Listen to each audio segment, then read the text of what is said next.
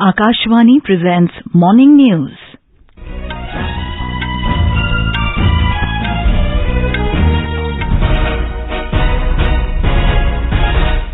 Good morning. I'm Sarabjit Kaur. The headlines. WHO report highlights significant impact of Har Ghar Jal Programme on public health and economic savings. Prime Minister Narendra Modi says government to continue to strengthen the programme and boost healthcare system. Home Minister Amit Shah directs authorities to make adequate security arrangements for the upcoming Amarnath Yatra. Election Commission initiates first-level checks of EVMs and Papertrail machines ahead of assembly elections in 5 states later this year. In tennis, Casper Ruud to clash with Novak Djokovic in final of French Open in men's singles. And in cricket, Australia lead with 296 runs against India on Day 3 of World Test Championship final at Oval in England. And now the news in detail. A report of the World Health Organization, WHO, has highlighted significant impacts of Har Ghar Jal Programme on public health and economic savings. The report on Har Ghar Jal estimates that ensuring safe drinking water for all households in the country could avert nearly 4 lakh deaths caused by diarrheal diseases and prevent approximately 14 million disability-adjusted life years related to these diseases. This achievement alone would result in estimated cost savings of up to $101 billion. The Har Ghar Jal report focuses on diarrheal diseases as they contribute significantly to the overall disease burden related to water, sanitation and hygiene issues. Dr. Richard Johnston and Dr. Sophie Boyson of the WHO Southeast Asia presented the report titled Health Impact of Jal Jeevan Mission. Prime Minister Narendra Modi has said that the Jal Jeevan Mission was envisioned to ensure that every Indian has access to clean and safe water, which is a crucial foundation for public health. Sharing the tweet of Jal Shakti Minister Gajendra Singh Shekhawat, Mr. Modi said, the government will continue to strengthen this mission and boosting the healthcare system. Mr. Shekhawat said, what better news in this Amrit Kal than to know that India is growing healthier and stronger thanks to Prime Minister Narendra Modi's pet project of Jal Jeevan Mission. Speaking in New Delhi at the launch of the report, Dr. V.K. Kaul, Member Health, Niti Aayog, said that the country is witnessing the role of safe drinking water in saving lives, empowering women and girls, and contributing to ease of living.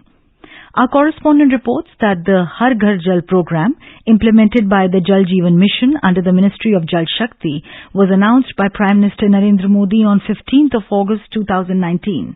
The programme aims at providing every rural household with affordable and regular access to an adequate supply of safe drinking water through taps. Union Home Minister Amit Shah chaired a high-level meeting to review the preparedness for Amarnath Yatra. The 62-day-long Amarnath Yatra will commence on the 1st of next month and will culminate on the 31st of August this year. During the meeting yesterday, Mr. Shah said, it is the priority of the Modi government that the Amarnath pilgrims should have comfortable darshan and do not face any difficulty. He directed authorities to make adequate security arrangements on the entire route of Amarnath Yatra. The Home Minister stressed on providing smooth arrangements on the route from the airport and railway station to the Yatra base camp. He also called for providing air service from Srinagar and Jammu at night for the convenience of the pilgrims. The Election Commission has initiated the first-level checks, FLC, of electronic voting machines, EVMs and Papertrail machines across the country in a phased manner ahead of the Lok Sabha elections next year and the assembly polls in 5 states which is due in the end of this year. During FLCs, electronic voting machines and Papertrail machines are checked for mechanical flaws by engineers of Bharat Electronics Limited BEL and Electronics Corporation of India Limited ECIL. The 2 public sector undertakings, BEL and ECIL, manufacture the EVMs and Papertrail machines. EC sources said in the Pan-India exercise, FLC takes place across the country in a phased manner. The Ministry of Information and Broadcasting has announced the second edition of Antarrashtra Yog Divas Media Samman. 33 sammans will be given under 3 categories: print, television and radio in 22 Indian languages and English this year. 11 sammans in 22 Indian languages and English will be conferred under the category Best Media Coverage in Yog in Newspaper. 11 sammans in 22 Indian languages and English will be conferred under the category Best Media Coverage in Yog in Electronic Media, TV. 11 sammans in 22 Indian languages and English will be conferred under the category Best Media Coverage in Yog in Electronic Media, Radio. Announcing the awards for the year 2023, Information and Broadcasting Minister Anurag Singh Thakur said, Yog has transcended borders and cultures, captivating the attention of millions worldwide. He said its holistic approach to physical, mental and spiritual well-being has garnered significant interest, making it a global phenomenon. The last date for entries is 1st July 2023. President Draupadi Murmu has returned to New Delhi after the successful conclusion of her two-nation-state visit to Suriname and Serbia. Union Minister of Earth Sciences Kiran Rijiju, MOS Health and Family Welfare Dr. Bharti Praveen Pawar and a number of tribal members of Parliament accorded a warm welcome to the President. Talking exclusively to Akashvani, Union Minister Earth Sciences Kiran Rijiju said that he feels extremely delighted that President Murmu was accorded the highest civilian honor of Suriname. I feel extremely delighted and proud that Honorable President Srimati Draupadi Murmuji has been accorded and given the highest civilian award in Suriname and also been given the highest honor and respect in Serbia. So I, along with all the tribal leaders of India, have gathered here in Delhi to welcome the Honorable President Srimati Draupadi Murmuji. I, being a senior minister in the government of India, feel privileged to welcome back our Honorable President after a successful visit to two important nations. This is Akashvani giving you the news. For quick news updates round the clock, follow us on our Twitter handle @AIR News Alerts. Welcome back.